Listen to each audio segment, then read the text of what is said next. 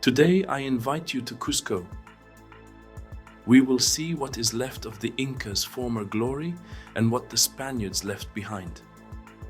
We will also check whether the Catholic Church in Peru promotes the LGBT movement.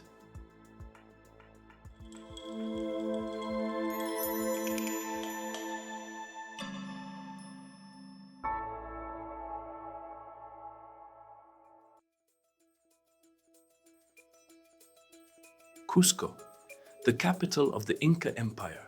Of the Inca city, virtually only the name remains. Only here and there can one still see fragments of pre-Columbian structures. Houses, palaces, and temples were completely demolished, and on their foundations, an entirely new city arose, of course using stones from the destroyed buildings.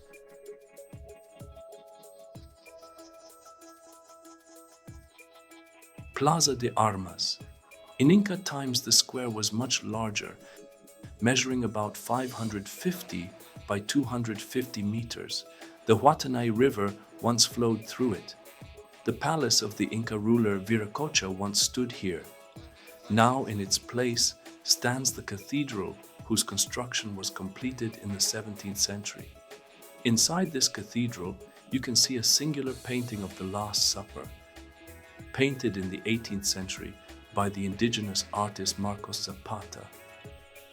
The curiosity of the painting is that in the center of the table is a tray with roast guinea pig, a local dish and a delicacy for Peruvians. Not far away, heading south from Plaza de Armas, we would come to the most important religious site of the Inca Empire, the Temple of the Sun, the most magnificent architectural complex of ancient Cuzco.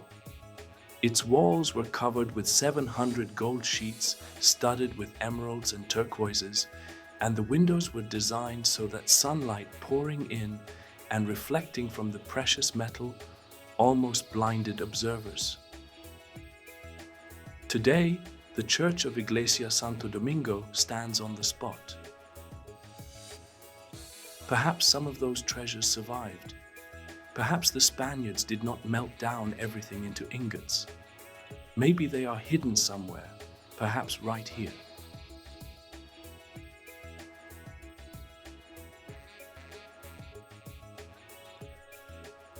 On Plaza de Armas stands the Church of La Compañía de Jesús, considered the most beautiful church in Cuzco.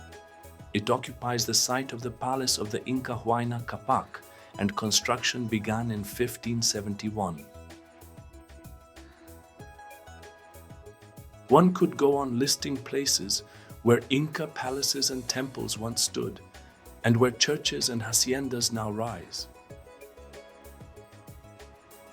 Greed for gold, avarice, Christian imperialism and fanaticism turned a flourishing empire stretching from Colombia to Chile into ruins. And it was done by 180 men and 30 horses. I mention the horses deliberately because they played an essential role in this endeavor. It seems unbelievable that such a handful of men could conquer a well-organized state of 12 million people. And yet, they did. I will talk about this phenomenon in one of the next episodes. In the middle of Plaza de Armas stands a monument to the 9th Inca ruler, Pachacutic. During his reign, from 1438 to 1471, the empire experienced its greatest flourishing. Of course, preparations are underway in the square for some festival, which is why the monument is surrounded by some ghastly elements. And on the church decorations there is a rainbow flag. Could it be that the Catholic Church in Peru is promoting the LGBT movement? I will answer that question at the end of the film. Despite losing its Inca character, Cuzco is a beautiful city. Particularly charming is the district of San Blas, with its picturesque, colorful streets and alleyways. Of course, there is no shortage of intricate wooden balconies, whose origin I discussed in the episode devoted to Lima.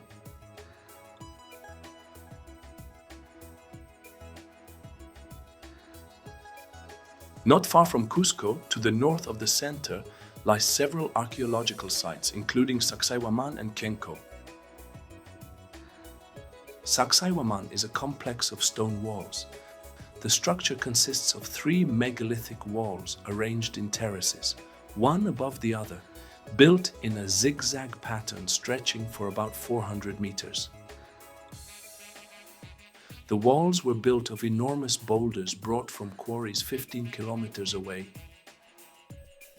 and then fashioned to fit perfectly without mortar. The largest stone used measures 9 meters in height, 5 meters in width and 4 meters in thickness. It weighs about 350 tons. How these stones were transported remains unknown, for none of the civilizations in what is now Peru knew the wheel or rollers. It is likewise unclear how they were worked with the stone tools available, whose hardness was insufficient for shaping granite. The purpose of the structure is also unknown. It may have served as a place of religious worship or as a fortress. It is also uncertain whether it was built by the Incas or by an older civilization. Cuenco means labyrinth in Quechua. It is a sanctuary probably dedicated to Mother Earth, Pachamama. Cuenco was carved out of a massive rock formation standing on the spot. There are corridors, an underground chamber, niches and recesses.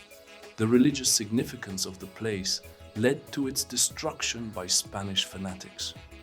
The aqueducts and liturgical baths are gone, yet the solid rock could not be destroyed. Dusk is falling. Time to return to the center. In the streets, festive preparations for the fiesta are underway. And now, an explanation of the rainbow flag.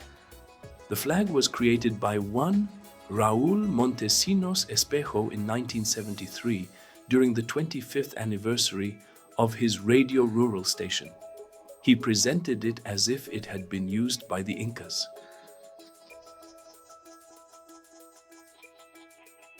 The flag became so popular among the inhabitants that in 1978, the local authorities adopted it as the official flag of Cuzco. The flag is older and very similar in colors to the LGBT flag, but the Cuzco flag has one additional color, light blue. In the next episode, I will show you the lovely Lake Humante, explain how the Rainbow Mountains were formed, and why they have become so popular that they are now one of the greatest attractions of Peru. See you.